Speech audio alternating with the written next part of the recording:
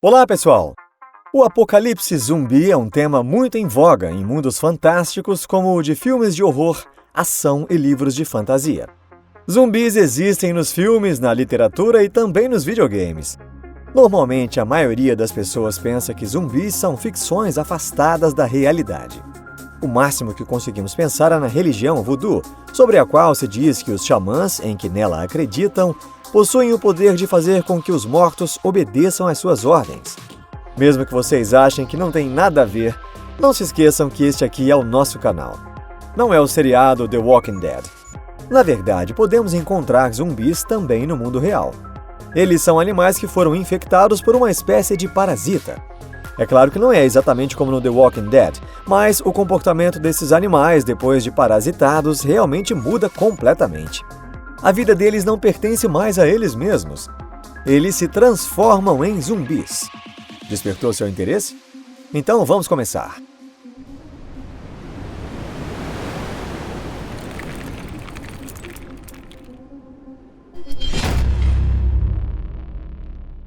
Lagarta guardiã. As vespas que pertencem à família dos Braconidae são hábeis em controlar a consciência de outros insetos. Por exemplo, uma das vespas desse tipo consegue controlar lagartas. As vespas parasitas caçam alguns tipos de lagartas de borboletas. As vespas não matam as lagartas, mas antes botam ovos dentro delas. Depois de um tempo, larvas nascem dos ovos e, se alimentando do líquido corporal da lagarta, elas crescem e proliferam. Na hora certa, as larvas deixam o corpo da lagarta e se transformam em pupas, mas 2 ou 3 delas permanecem tomando o controle do sistema nervoso da lagarta. A partir deste instante, a lagarta perde a capacidade de realizar as suas funções vitais normalmente. Ela já não se alimenta mais e nem faz as preparações para se tornar um casulo do qual sairia uma borboleta. O propósito dessa lagarta passa a ser proteger os casulos da vespa parasita de outros insetos. Para proteger melhor os casulos, a lagarta cria uma barreira em forma de arco com o seu corpo. Quando um inseto que preda as larvas de vespas parasitas, como besouros, se aproxima, a lagarta zumbi começa a tremer o corpo, fazendo por fim com que o besouro caia do galho ou intimidando-o até que vá embora. Quando a vespa fica adulta, a lagarta morre. Fungo controlador.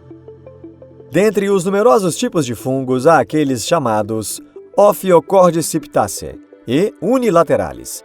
Esses fungos não conseguem viver nem se multiplicar sem formigas gigantes. Assim como o vírus da influenza ou o bacilo da tuberculose que nos infecta, este fungo utiliza o sistema respiratório das formigas para infectá-las. Então, algo extremamente interessante começa. Por algum tempo, o fungo vive enquanto cresce ao se alimentar de nutrientes dentro do corpo da formiga. Depois, quando o fungo termina os preparativos para lançar os seus esporos, ele começa a controlar a formiga. Os movimentos e o jeito de andar do inseto parasitado mudam radicalmente. As formigas deixam o formigueiro e começam a procurar um caule de planta que seja alto o suficiente. Quando a formiga encontra uma planta apropriada, o fungo libera um veneno especial que causa espasmos na mandíbula da formiga. A formiga zumbi se agarra na parte traseira do talo da folha da árvore. Sem força para abrir a mandíbula, a formiga fica dependurada. Então, depois de algumas horas, com a morte da formiga infectada, o fungo germina no corpo da formiga e libera seus esporos. Esse mecanismo tão refinado de parasitismo só pode ser feito através de um processo evolutivo que demorou muito tempo.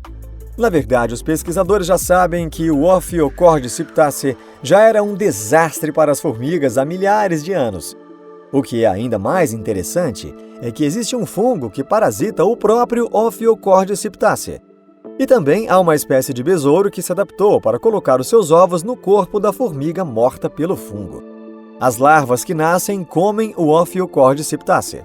Esse tipo de espécie é chamado por um esperto termo técnico pela biologia, fator limitante. Isto é, para dizer de modo simples, ela previne que os fungos parasitas se proliferem em demasia ou que ataquem toda a população de formigas gigantes. Aranha vigia. Voltemos às vespas parasitas. Uma espécie de vespa parasita lagartas, mas há também outra espécie que se adaptou para usar aranhas para proteger suas crias. O princípio é parecido, mas a execução é um pouco diferente. Aranhas são seres mais fortes que lagartas, por isso são aliados que os insetos parasitas desejam ainda mais. Entretanto, controlar uma aranha é muito difícil. Mesmo assim, para a sorte da vespa parasita e o azar da aranha, criou-se tal mecanismo de parasitagem. Tudo começa com a vespa picando a aranha. Ela bota seus ovos na aranha e daí nascem larvas. As larvas se alimentam dos fluidos de seu hospedeiro. A essa altura não há qualquer mudança no comportamento da aranha. À medida que as larvas se tornam maduras, elas liberam uma neurotoxina que zumbifica a aranha. Isso começa exatamente 2 semanas depois de ela ser parasitada e evolui aos poucos. No começo, a aranha começa a fazer uma teia diferente daquela que ela normalmente faz. Terminada a teia, a aranha se posiciona no seu centro e, em vez de comer os insetos, ela os afasta. Ao mesmo tempo, a aranha fia um casulo para as larvas. Quando chega a hora, as larvas saem do corpo de seu hospedeiro, alimentam-se dele e utilizam o casulo já pronto para chegarem à sua forma adulta. Gafanhoto afogado. Os nematomorfos precisam de uma coisa para continuarem a viver: água. Eles parasitam insetos que normalmente não entram na água, como grilos e gafanhotos. Em uma palavra, a natureza ordenou que pensassem em como levar esses pobres insetos para dentro da água. E eles conseguiram pensar em um método para fazê-lo. As larvas dos nematomorfos sugam os fluidos dos insetos enquanto crescem, mas isso não é a causa de grandes inconvenientes. Isso continua até chegar o período em que eles devem retornar ao seu habitat natural para chegar à fase adulta. Quando os nematomorfos amadurecem, causam no inseto um desejo incontrolável de entrar na água. O gafanhoto passa a procurar lugares com água e pula dentro deles. Como eles não conseguem nadar, eles naturalmente afundam.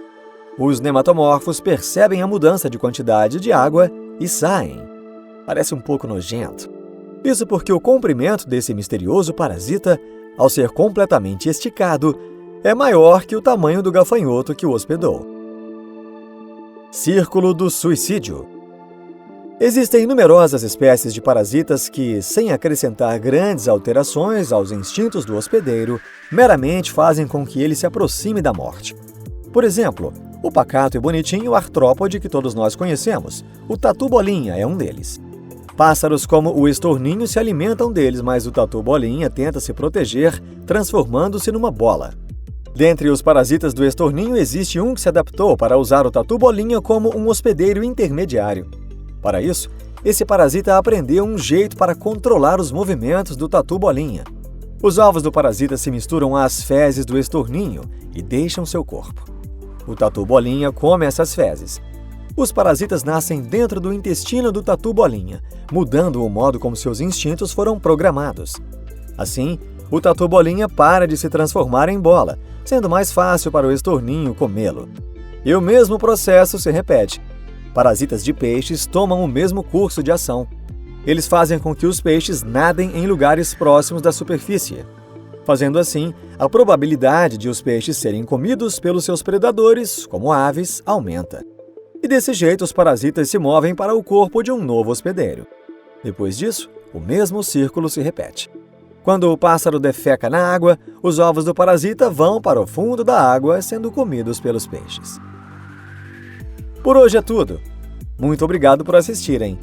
Podemos facilmente imaginar que parasitas que tornam outros animais zumbis não atacam formas de vida superiores. Porque, mesmo que liberem 1 ou 2 neurotoxinas, eles não conseguem controlar muito bem sistemas nervosos por demais complexos. Parasitar uma formiga que não tem nem 10 gânglios nervosos e um ser humano que tem milhões é completamente diferente. Por isso, os humanos não precisam temer esses seres. No mundo real em que vivemos, diferentemente daqueles dos personagens de filmes de terror, não é possível que ocorra um apocalipse zumbi. Não há nada a temer aqui, então voltem a visitar o nosso canal, por favor.